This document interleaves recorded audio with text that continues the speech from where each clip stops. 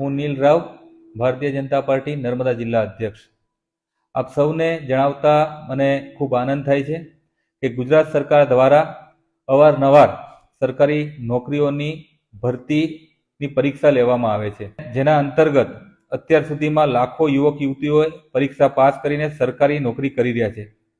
ટૂંક સમયમાં ગુજરાત સરકાર પોલીસ દળમાં પણ કુલ 13,591 ખાલી જગ્યાઓમાં ભરતી કરવાની છે, જેના અંતર્ગત તારીખ 4/12/2025 થી 23/12/2025 સુધી ઓનલાઈન ફોર્મ ભરી શકાશે અને ત્યારબાદ ટૂંક સમયમાં પરીક્ષા લઈને મેરિટ આધારિત પોલીસની ભરતી કરવામાં આવશે.